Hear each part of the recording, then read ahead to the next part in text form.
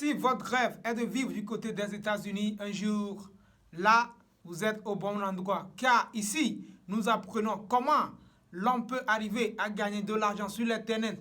Comment est-ce que l'homme peut arriver à gagner sa vie à base de ses connaissances. Dans cette vidéo, je vais vous montrer comment est-ce que vous pouvez remplir les formulaires des inscriptions pour la DV Loterie 2024 vous-même. Et si la chance est de votre côté, vous allez gagner vous-même. Là, sachez tout simplement que sur cette chaîne, moi je vous montre comment gagner de l'argent sur l'internet, suffisance alimentaire ou bien comment gagner de l'argent avec les réseaux sociaux, quel qu'en soit Facebook, YouTube, TikTok, n'importe quel réseau social, comment gagner de l'argent avec. Moi j'enseigne ça sur cette page et aujourd'hui je vais vous montrer comment remplir le formulaire de la loterie 2024. Là, si vous êtes intéressé, allons-y, je vais partager mon écran avec vous. Nous voilà actuellement sur mon écran, je vais partager l'écran avec vous et ensemble, très vite, nous allons voir comment est-ce qu'on fait les inscriptions pour la DV Loterie 2024. Ceux-là qu'ils veulent faire eux-mêmes chez eux à la maison, c'est possible. Si vous avez votre smartphone, vous pouvez le faire via votre smartphone. Ou bien si vous voyez que vous avez un desktop ou un ordinateur et vous avez la connexion à votre niveau, c'est simple. Vous pouvez toutefois le faire vous-même. Là, c'est simple. Dès que vous allez arriver sur Google, tout simplement dans la barre de recherche, vous allez taper DV Programme State Gov. Ou bien là, dès que vous allez arriver, là on tape les URL, vous allez tout simplement introduire dvprogramme.state.gov. Dès que vous allez entrer ces informations-là, automatiquement, cette page-là va s'ouvrir à vous. Dès que la page s'ouvre comme ça, vous allez cliquer sur commencer. Ou bien des fois, ça va vous demander ou bien ça va vous afficher quelques codes à entrer. Dès que vous allez entrer les codes là, automatiquement, la page va s'afficher comme ça à vous. Là, c'est bon. Vérifiez que vous êtes sur la bonne page. Et là, cette fenêtre là, ça appartient effectivement au gouvernement du côté de l'Amérique. Là, nous allons commencer à voir comment est-ce que ça se passe. Vous allez cliquer sur commencer l'entrée. On y va, vous allez voir. Ok, là c'est ça, c'est de ça que je vous parlais. Vous allez entrer ces caractères-là. C'est M. À notre niveau, nous avions M, R, 3, Y, 4, H. Là, je vais soumettre. Ok, dès que j'ai fait la soumission, automatiquement, la page s'est présentée à moi. La page sur laquelle je dois entrer les informations s'est présentée à moi. Première partie, information sur les participants. Là, ici, au niveau de 1, nous avions le nom. Vous allez entrer ici votre nom de famille. Si on vous appelle peut-être que... Et je ne sais pas quoi, vous allez entrer votre nom de famille. Là, je vais tenter avec mon propre nom, vous allez voir. Vous allez taper ici. Et ça dépendra de votre nom. Moi, je me nomme Ates. Je vais entrer mon nom. A-D-T-O-E-2-S-I. C'est mon nom là. Et de ce côté, votre pronom. Et si vous aviez assez de pronoms, votre premier pronom, vous allez entrer votre pronom ici. Moi, à notre niveau, mon pronom c'est Yao. Je vais entrer Yao. Ok, secondo, pour terminer, si vous voyez que vous n'aviez pas, vous avez plus que 2 pronoms, là, le second pronom, vous allez l'inscrire ici. Ou bien si vous voyez que vous aviez 3 pronoms, vous allez inscrire les 2 autres ici. Si vous voyez que vous n'aviez pas 2 pronoms, vous avez qu'un seul pronom, là, vous allez cocher cette case qui signifie que vous n'aviez qu'un seul pronom. Là, nous allons utiliser comme mon cas. Nous allons faire qu'avec un seul pronom. Je vais cocher ici. Ok, merci. Là, au niveau de 2, c'est le genre. Si vous voyez que vous êtes femme, vous allez cocher ici. Mais si vous voyez que vous êtes du genre masculin, vous allez cocher ici. Dans notre cas, moi je suis du genre masculin. Je vais cocher ici. Au niveau du 3, vous allez entrer votre date de naissance. Comme ça s'affiche sur vos papiers. comme sur votre passeport ou bien votre carte d'identité. Là, c'est le mois ici. Et supposons que la personne est née le 2 en février. Nous allons taper 02. Le jour. Quel jour du mois? Supposons que c'est le 5. Je vais taper le 5. Et l'année de naissance de la personne. Vous allez entrer l'année ici. Supposons que la personne est née ou bien vous êtes né en je ne sais pas quoi 1988. Vous allez entrer l'année ici. En troisième position, en quatrième position plutôt, votre ville. Ville où vous êtes né.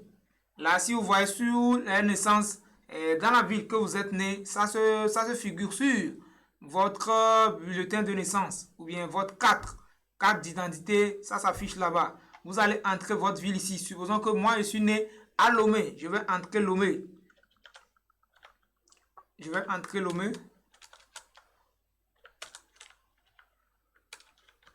Je vais entrer Lomé.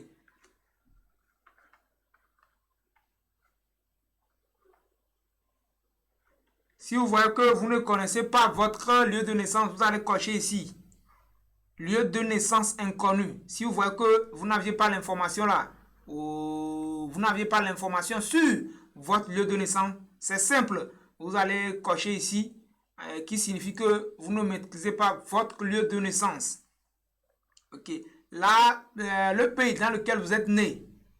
Dans mon cas, moi, je suis né au Togo. Si quelqu'un est né au Cameroun, la personne va choisir Cameroun. Si vous êtes né en Côte d'Ivoire, la personne va choisir Côte d'Ivoire. Ça dépendra du pays dans lequel vous êtes né.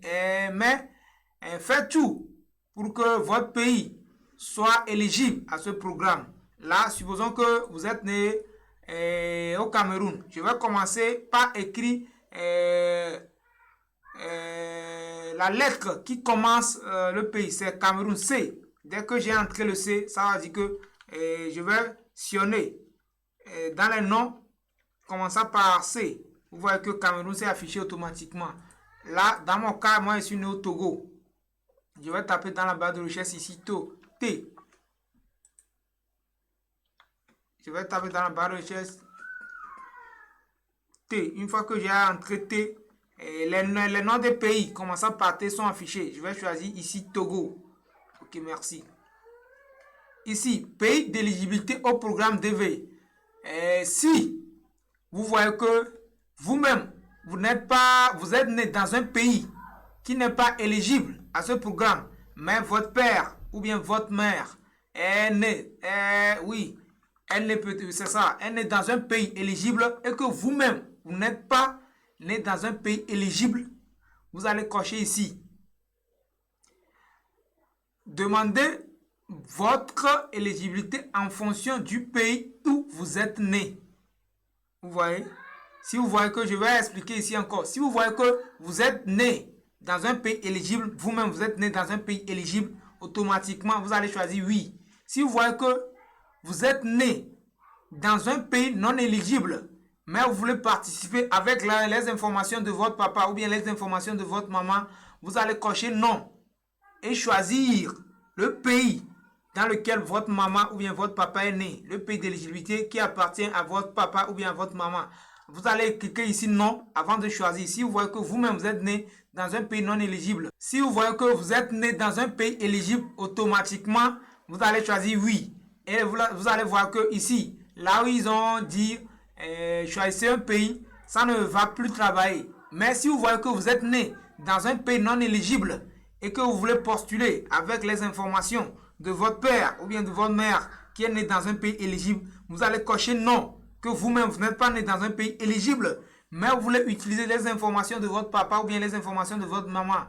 Là, dès que vous allez cliquer sur non, vous allez choisir le pays dans lequel votre maman ou bien votre papa est né ici. Automatiquement, vous allez continuer les inscriptions. Là, dans notre cas, le Togo fait partie des pays éligibles. Là, je vais choisir Togo.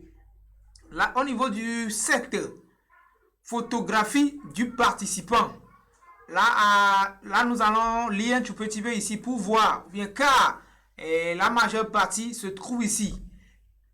Les photographies doivent être soumises au moment de l'inscription de la DV. les photographies qui ne sont pas conformes à toutes les spécifications, y compris, mais sans y limiter la récente des photos. Et ça veut dire que la photo que vous devez soumettre ne doit pas dépasser 6 mois. Là, continuons à lire. Doivent être prises au cours des 6 derniers mois. Ça veut dire que la photo que vous devez présenter doit être prise dans les 6 derniers mois. La composition des photos et les arrière-plans inacceptables sont des motifs de disqualification de l'intégralité de la candidature. Toute manipulation de la photographie alternant les caractéristiques du visage entraîne la disqualification de l'inégalité de la candidature. Voir les exemples. Là, nous allons voir les exemples des photos qui sont acceptables. Vous allez voir. Là, ce sont les photos qui sont acceptables ici. C'est sur le site. C'est eux-mêmes qui nous ont montré les photos qui sont acceptables. Vous voyez, les photos de visa acceptables. Ce sont ces types de photos qui sont acceptables. Vous voyez ici. Cette photo-là, c'est acceptable. C'est pourquoi ils ont cloché. C'est ça qui est ici. Cette photo est acceptable. La photo-là n'est pas acceptable. Vous voyez que l'arrière-plan n'est pas blanc. Ça veut dire que la photo n'est pas acceptable. Ici aussi, cette photo n'est pas claire. La photo n'est pas acceptable. Ici, pour la petite fille, la photo est acceptable. C'est pourquoi ils ont coché ça en vert. Ici, vous voyez que il y a de l'ombre. Lors de la prise de cette photo, ça s'est reflété de l'ombre en arrière-plan. Ça veut dire que cette photo aussi ne fait pas partie. Si vous voyez que vos photos ne respectent pas ces exigences-là, il ne faut pas les soumettre. Vaut mieux de choisir quelqu'un qui maîtrise bien, vaut mieux de choisir un studio ou bien une personne qui maîtrise bien comment réaliser ce genre de photos pour la green card du côté de l'Amérique et vous allez soumettre votre photo. Là, peut-être que dans une autre vidéo, je vais consacrer un temps pour vous montrer comment vous-même vous allez prendre une photo et le traiter jusqu'à la photo soit conforme. Là, continuons. Veuillez vous référer aux inscriptions du programme de visa d'immigrants diversité 2025. Là, c'est ça que nous venons de voir. Vous utilisez l'une de ces méthodes suivantes pour saisir l'image dans ce DV. Ça veut dire que les images que nous venons de voir tout à l'heure, les images que vous voyez que ces images-là respectent les exigences-là, ces genres de photos. Si vous avez ces genres de photos, ça passe automatiquement. Ok. Là, si vous voyez que votre photo est de bonne qualité, c'est ici que vous allez cliquer pour choisir la photo. Actuellement, je n'ai pas une photo dans ma machine pour vous montrer. Là, je ne vais pas cliquer ici. Mais si vous voyez que vous avez déjà votre photo travaillée, déposée ou bien vous avez déjà travaillé votre photo et ça se trouve sur votre appareil. Si vous faites les inscriptions avec l'appareil ou bien vous avez une photo qui se trouve déjà dans votre ordinateur. Arrivé ici, c'est simple. Vous allez cliquer sur ici et vous allez parcourir vers là où se trouve la photo et vous allez choisir la photo pour le soumettre. Ok, ici, au niveau de l'adresse postale, ils nous disent ici que l'adresse postale 1, c'est facultatif. Là, on n'écrira rien. Là, on dira facultatif ou bien optionnel, on n'écrira rien. Ici, adresse ligne 1, c'est obligatoire. C'est obligatoire. Là, vous allez chercher votre localité, votre adresse, là où vous vivez actuellement. Souvent, ils disent que, ou bien ça porte le nom du rue dans lequel vous êtes, ou bien le nom de... Là, c'est obligatoire. Peut-être que ici au Togo, bien ici, en Afrique, assez de maisons n'ont pas de rue. Mais si vous voyez, vous allez aller sur Google Maps et vous allez voir dans votre localité, il y aura une voie qui va porter un nom. Vous allez chercher et l'inclure ici. Adresse ligne 2, optionnel. Ça veut dire que nous n'allons pas renseigner d'informations là-bas aussi. Ville ou village. Et la ville dans laquelle vous êtes actuellement ou bien le village dans lequel vous êtes actuellement, vous allez entrer ça. C'est obligatoire aussi. District, communauté ou province ou état. Si vous êtes du côté de l'Amérique, eux ils appellent ça état. Mais de notre côté ici, on appelle ça ou bien c'est le quartier. Vous allez ici renseigner le nom de votre quartier. le quartier dans lequel vous êtes, vous allez entrer le nom de votre quartier ici. La code postale. Ici, en Afrique aussi, il n'y a pas assez de gens qui ont de codes postales. Mais si vous voyez qu'il y a quelqu'un, il y a un proche qui en a un code postal, ça serait le mieux de l'entrer ici. Si vous voyez que vous n'avez pas de code postal, vous allez choisir ici, vous allez cliquer ici, comme ça. Pas de code postal. Si vous voyez que vous n'avez pas de code postal, là c'est simple, cochez ici et pas de code postal et vous allez continuer. Vous allez choisir votre pays, le pays dans lequel vous êtes en train de jouer à la loterie Visa cette année. Vous allez choisir votre pays ici. Comme dans notre cas ici, nous utilisons le Togo, nous allons continuer avec le Togo. Ok, le Togo, je vais choisir le Togo ici. Ok, vous voyez que c'est le Togo qui s'est transformé en aller ici comme ça. Car notre, ou bien la machine sur laquelle je suis en train de travailler ici, la machine a automatiquement fait la traduction. Et lui, comme il a vu que Togo, il a transformé en aller. Et ceux-là qui seront du côté de Togo et vont commencer par faire leur inscription bien en ligne. Un jour, ils font quelque chose et ils cherchent le pays Togo dans la liste. Ils ne voient pas le Togo. Cherchez aller. Togo, ça va s'afficher. Et c'est le Togo. Je vais cliquer sur aller ici, c'est le Togo. Pays où vous êtes aujourd'hui, actuellement, ou à l'heure que vous allez commencer à débuter cette loterie Visa, le pays dans lequel vous êtes en train de jouer à la loterie Visa, vous allez entrer le pays ici. Comme dans notre cas ici, actuellement, je suis en train de faire la vidéo depuis le Togo. Nous allons entrer ici, Togo. Ça ne s'affiche pas. Ça serait encore du côté de aller encore. C'est ça, aller. Je vais choisir encore. Numéro de téléphone, ça c'est facultatif. Si vous voyez que vous aviez un numéro de téléphone, vous pouvez le renseigner. Mais si vous voyez que vous n'aviez pas de numéro de téléphone, ce n'est pas obligatoire. Vous allez laisser cette partie. Adresse email. Là, cette partie-là, c'est très important. Là, l'adresse email ici, vous allez renseigner votre adresse email ici. Là, je vais utiliser cette adresse-là, HTO Création 9. Secondo, vous allez entrer la même information ici. Car, dès que, en mai 2024, dès que les résultats vont sortir, c'est grâce aux emails, ou bien, oui, à l'email que vous allez entrer ici, que vous allez recevoir, ou bien vous allez continuer les processus pour obtenir votre visa à la fin. Là, nous allons continuer du côté partie 12. Quel est votre niveau d'éducation le plus élevé que vous avez atteint à ce jour? Là, ils disent ici, école primaire seulement. Si vous aviez fait école primaire seulement, sachez que vous n'êtes pas éligible à jouer à la loterie Visa. Lycée sans diplôme. Si vous avez fait votre lycée sans diplôme, sachez que vous n'êtes pas éligible à la loterie Visa. Diplôme d'études secondaires. Ça veut dire que vous avez eu votre bac. Vous avez eu votre baccalauréat. Ça dépendra du pays dans lequel vous êtes. Peut-être que dans d'autres pays, ils n'appellent pas ça bac. Mais ils auront une dénomination à ça. Ça veut dire que dès que vous allez terminer votre lycée, et le plus haut grade que la personne aura avant de commencer les études supérieures du côté de l'université, c'est de ce diplôme-là qu'il parle ici.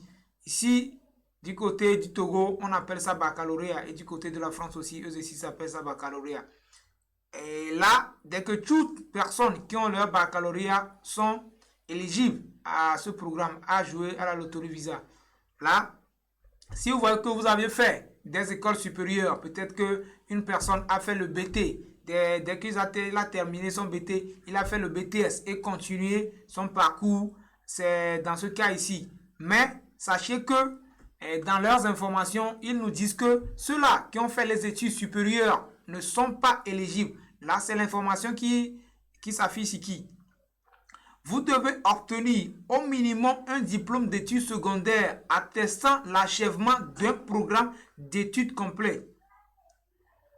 Les écoles professionnelles ou les diplômes d'équivalence ne sont pas acceptables. Vous voyez, ceux-là qui ont opté du BT et ils ont continué pour obtenir du BTS, ils nous font savoir ici qu'ils ne sont pas éligibles vu les informations qu'ils ont dit ici. Mais toutefois, vous pouvez postuler avec votre expérience professionnelle. Si vous voyez que vous avez fait des écoles professionnelles et que après avoir terminé votre étude professionnelle, vous aviez eu à faire une formation, pas une formation, mais vous avez eu à faire de l'expérience professionnelle, 2 ans, plus de 2 ans, plus votre année de formation.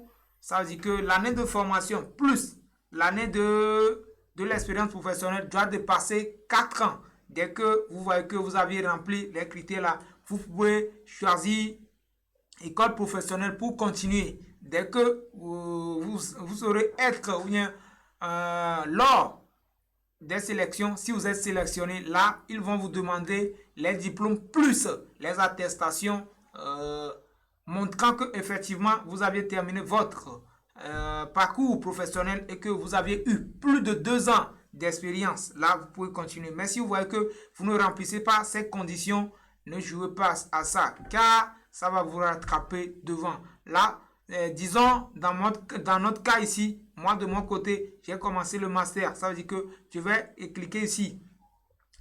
Là, peut-être que la personne a eu certains cours du côté de l'université. Si vous voyez que vous avez commencé de l'université et que vous n'aviez pas encore eu un diplôme du côté de l'université, vous allez cocher ici. Certains cours du côté de l'université. Si vous voyez que vous avez débuté votre études universitaires et vous avez eu un diplôme du côté de l'université, vous allez choisir ici diplôme universitaire.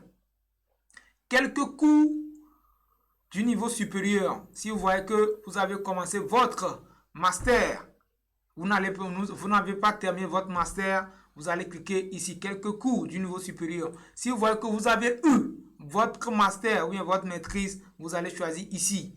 Si vous voyez que vous avez débuté du côté du doctorat et que vous avez eu quelques cours du côté du doctorat, vous allez choisir ici quelques cours du niveau doctorat. Mais si vous voyez que vous aviez eu votre diplôme de doctorat, vous allez choisir ici doctorat. Voilà, dans notre cas ici, comme général, je vais généraliser. Je ne vais pas choisir. Et moi, mon niveau, je vais choisir un niveau simple, minimum que nous pouvons avoir. C'est ça. Diplôme d'études secondaires. Ça dit que le baccalauréat. Je vais choisir ça. Quel est votre statut matrimonial actuel? Ça veut dire qu'à l'heure que vous êtes en train de jouer à la loterie, quel est votre statut matrimonial? C'est ça qu'il demande ici. Si vous êtes célibataire, c'est simple. Vous allez choisir célibataire. Si vous êtes marié et que votre conjoint ou votre conjointe se trouve du côté de les États-Unis, vous allez choisir marié et mon conjoint n'est pas un citoyen américain ou un résident permanent légal des États-Unis. Si vous voyez que vous êtes marié, mais votre épouse ou bien votre époux, votre conjoint ou bien votre conjoint n'est pas du côté des États-Unis, vous allez cocher ici. Mais si vous voyez que vous êtes marié et que votre conjoint ou bien conjoint se trouve du côté des États-Unis, vous allez choisir ici. Si vous êtes divorcé, vous aviez eu votre papier de divorce, vous allez choisir ici. Si vous êtes veuve ou bien veuf, vous allez choisir ici. Si vous êtes séparé, mais vous n'aviez pas encore eu votre attestation de divorce, vous allez choisir séparer légalement.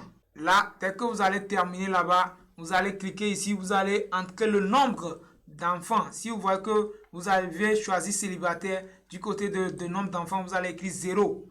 Mais si vous voyez que vous aviez choisi d'autres, vous allez choisir le nombre d'enfants que vous aviez. Mais sachez que les enfants qui sont éligibles ici, ils doivent avoir moins de 21 ans. Ok, merci. Dès que vous allez terminer ces informations-là, automatiquement, vous allez soumettre, vous allez cliquer sur continuer. Dès que vous allez cliquer sur continuer, ils vont vous faire un récapitulatif de toutes les informations que vous aviez entrées et vous allez revérifier. Si les informations sont correctes, vous allez terminer. Là, peut-être que je n'ai pas entré les informations du côté de la photo. Ça veut dire que si je clique sur soumettre, ils me diront que ça manque une information. Là, nous allons arrêter cette vidéo-là ici. Là, ceux-là qui auront des difficultés, n'hésitez pas à le dire dans les commentaires. Et moi, de mon côté, je vais voir vos commentaires et voir si je peux encore faire d'autres vidéos pour vous montrer. Mais sachez qu'une autre vidéo arrive pour vous montrer comment faire la photo pour que la photo respecte les exigences du côté de la DV Loterie. Je vais vous faire une vidéo récapitulative pour ça. Merci à ceux-là qui ont regardé la vidéo. N'oubliez pas de vous abonner si ce n'est pas encore fait et d'activer la cloche de notification pour ne rien rater de nos prochaines vidéos. D'ici là, portez-vous bien. Merci.